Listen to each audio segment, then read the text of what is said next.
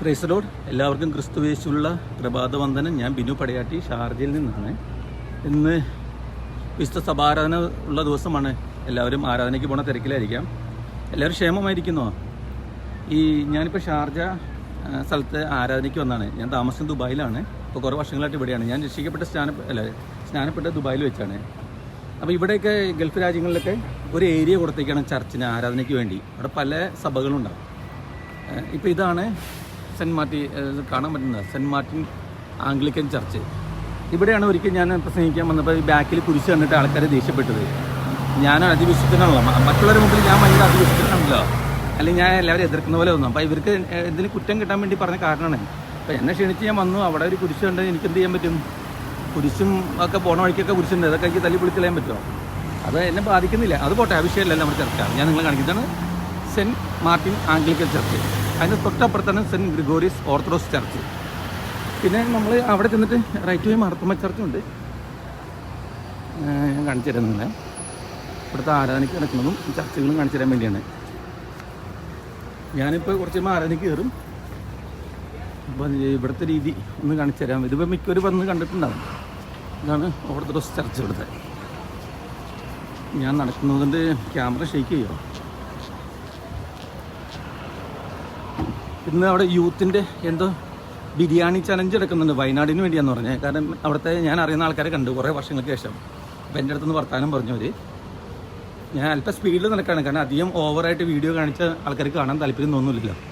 എന്നാൽ കാണുന്നവർക്ക് മനസ്സിലാക്കാൻ വേണ്ടി ഇവിടെ വന്നിട്ടുണ്ട് ഇഷ്ടംപോലെ ആൾക്കാർ. എനിക്കറിയാം. ഇത് സെൻറ്റ് മൈക്കിൾ കാത്തലിക് ചർച്ച്, ഇവിടുത്തെ കത്തോലിക്ക ചർച്ചാണ്. നയമായ വലിപ്പുണ്ട്, കുരിശൊക്കെ ഉണ്ട്. അപ്പോൾ catholic church, saint Michael catholic church. 2 minute കൂടുതലായിട്ടോ. വേണ്ട, ഞാൻ മുണ്ട് ഷർട്ടാണ്, ബാഗൊക്കെ ഉണ്ട്. പാസ്റ്റർ സുവിശേഷം, ഇത് ഐഡൻറ്റിറ്റി. അതിന് കാര്യം പറയാം കേട്ടോ, സമയമുണ്ട് പറയാം.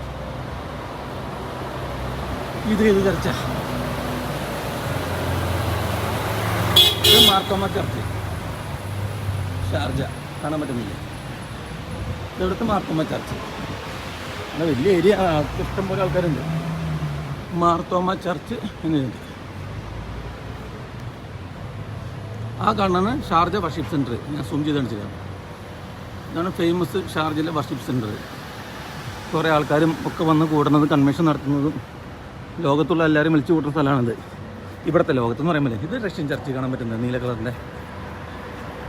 എൻ്റെ ഫ്രണ്ടിൽ നിന്ന് കാണാനേ ഭംഗിയാണ്. പോകാൻ പറ്റുന്നറിയില്ല, ഞാൻ നടക്കണ്ടേ അവിടം വരെ. എന്നാലും കാണിച്ചു തരാം, എൻ്റെ പ്രേക്ഷകർ കാണാത്തവർ കാണട്ടെ. അത് നേരെ കാണുന്ന യൂണിയൻ ചർച്ച്. ഇത് ഞാൻ കുറേ നാൾ കുടുംബമായി പങ്കെടുത്ത സ്ഥലമാണ് യൂണിയൻ ചർച്ച്.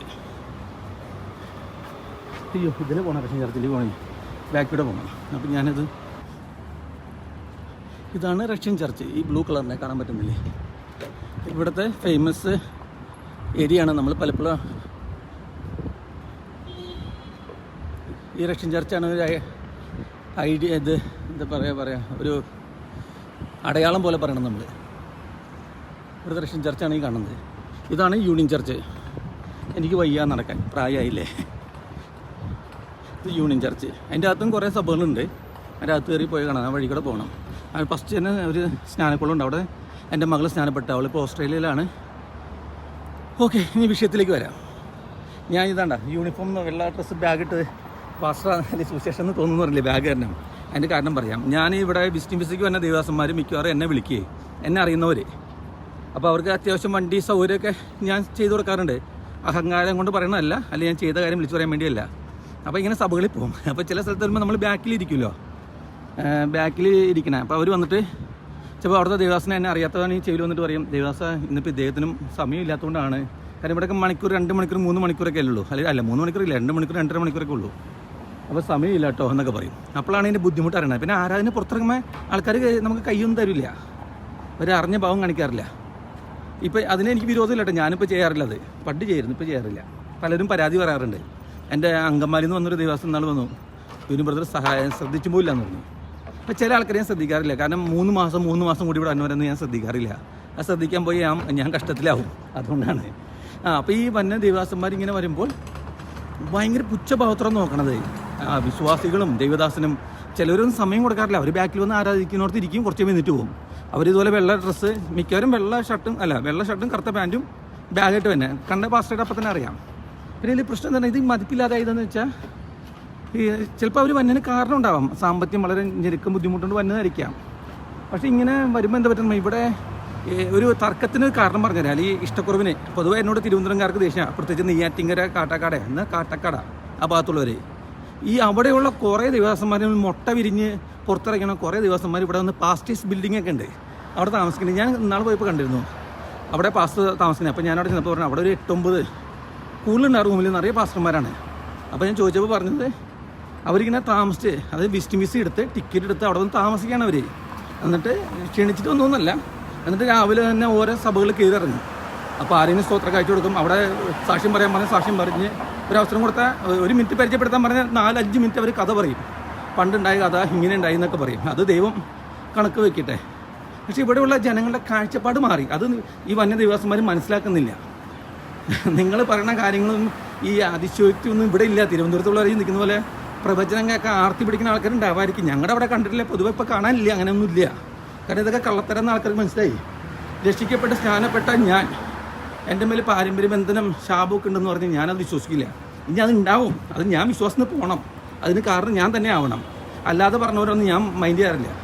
ഇപ്പം നിനക്കൊരു വഴി ഓർക്കും, വാതിലടഞ്ഞിരിക്കാമെന്നൊക്കെ പറയണതൊക്കെ പണ്ടാണ്. അതൊക്കെ നടന്ന് എങ്ങനെ കേൾക്കുമ്പോൾ തന്നെ എനിക്ക് ദേഷ്യം വരും. ഓക്കെ, ഞാൻ വിഷയത്തിലേക്ക് വരാം. അപ്പോൾ ഇത് നിങ്ങളുടെ വില കളയാണ്. ഞാൻ പറയണതെന്ന് വെച്ചാൽ ദൈവ നിയോഗപ്രകാരം നിങ്ങൾക്ക് പ്രതിസന്ധി ബുദ്ധിമുട്ടുണ്ട്, ദൈവം നിങ്ങൾ അയക്കുകയാണെങ്കിൽ നിങ്ങൾ വരിക. അല്ലാതെ നിങ്ങളുടെ കയ്യിൽ നിന്ന് വിസിറ്റിംഗ് വിസയ്ക്ക് പൈസ മുടക്കി ടിക്കറ്റ് എടുത്ത് റൂം റെൻറ്റും കൊടുത്ത് ഭക്ഷണത്തിന് ചിലവും കൊടുത്ത് ഇവിടെ വന്ന് നിൽക്കുന്നത് നല്ലതല്ല. അത് ദ്രവ്യാഗ്രഹികൾ അല്ലെങ്കിൽ പൈസയ്ക്ക് ആർത്തിയുള്ളവരാണെന്നേ പറയുള്ളൂ.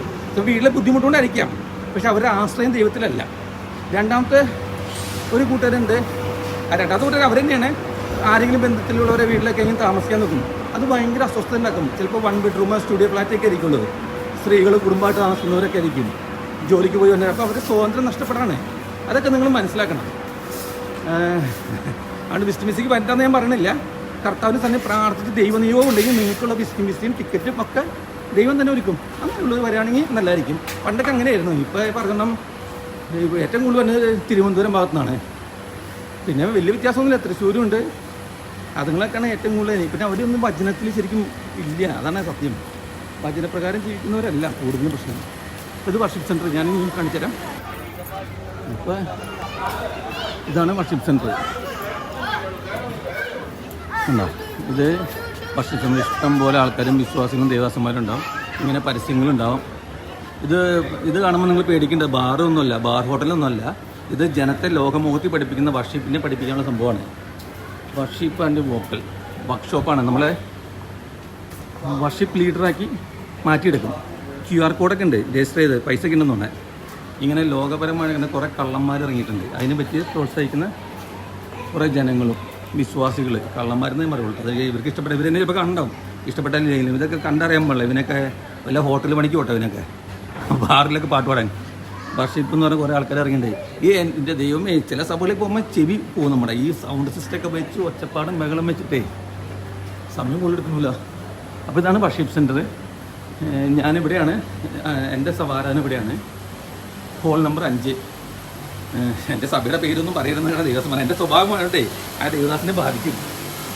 എന്നാലും പറയരുതെന്ന് പറയാം. എന്നാലും പറയണേ, എന്ത് ബാധിക്കില്ല. ഇതൊക്കെ ദൈവത്തെയല്ലേ പേടിക്കണം. ഇവരൊക്കെ സംഘടനയും മറ്റുള്ളവരെ പേടിക്കുന്നുകൊണ്ടിരിക്കും. ഇതിപ്പോൾ പറഞ്ഞത് ഇഷ്ടപ്പെട്ടില്ലായിരിക്കും. അതൊന്നും എന്നെ ബാധിക്കുന്ന വിഷയമല്ല. ഞാനത് പറഞ്ഞ ഇന്ത്യയിലൊക്കെ കേൾക്കാം. ഇപ്പോൾ എൻ്റെ പേരിൽ പുറത്ത് പോയാലും അങ്ങനെ ടെൻഷനൊന്നുമില്ല. ഞാനിവിടെ IPC എലിൻ എന്ന് പറഞ്ഞ സഭയിലാണ് പോകുന്നത്. സൈനോജ് നൈന എന്നുള്ള ദേവദാസൻ്റെ സഭയിൽ. നല്ലൊരു ദേവദാസനാണ്, വചനൊക്കെ അറിയാവുന്നൊരു ദേവദാസനാണ്. അതുകൊണ്ടാണ് ഞാൻ പണ്ട് ഒരു ദേവദാസൻ പറഞ്ഞു, ഈ സൈനോജ് നൈനാൻ്റെ ഒന്നല്ലെങ്കിൽ ക്ഷമ സൗമ്യത ഉണ്ടാകും. അതുകൊണ്ടാണ് ബിനുപുരാട്ടി ആ സഭയിൽ നിൽക്കുന്നത്. ഇതാണ് ഞാൻ പോകുന്ന ആരാധനാലയം. അതല്ലെങ്കിൽ അവിടെ വചനം ഉണ്ടാവും എന്ന് പറഞ്ഞു. ഇത് രണ്ടും ശരിയാണ്. കാരണം എന്നെപ്പോലത്തെ ഒരാളെ സഹിക്കണമെങ്കിൽ ആ ദേവദാസൻ അത്രയും സൗമ്യനായിരിക്കണം. രണ്ടാമത് എന്നെപ്പോലെ ഒരാൾ ആ സഭയിൽ തുടർച്ചയായിട്ട് 6-7 വർഷം നിൽക്കണമെങ്കിൽ അവിടെ പരിശുദ്ധ വചനം ഇപ്പം നിലവിലുള്ളത് നോക്കുമ്പോൾ യഥാർത്ഥമായി പ്രസംഗിക്കുന്ന ഒരു സഭയായിരിക്കും. ഈ 2 കാര്യമുള്ളതുകൊണ്ടാണ് ഞാൻ നിൽക്കുന്നത്. അപ്പോൾ ഞാൻ നിലവിൽ കണ്ടവിടത്തോളം ദൈവവചനത്തിൽ മായം കലർത്താതെ പ്രസംഗിക്കുന്ന ഒരു ദേവദാസനാണ്. അപ്പോൾ ഇതാണ് ഇന്നത്തെ വിശേഷം. സമയം കൂടുതലെടുത്താവുക. ദൈവം സഹായിക്കട്ടെ. പലർക്കും എന്നോട് ദേഷ്യം തോന്നാം, അല്ലെ പാസ്റ്റർമാരെ കുറ്റം പറഞ്ഞിട്ടുണ്ട്. അതൊന്നും പ്രശ്നമില്ല. കർത്താവ് സഹായിക്കട്ടെ. God bless you all.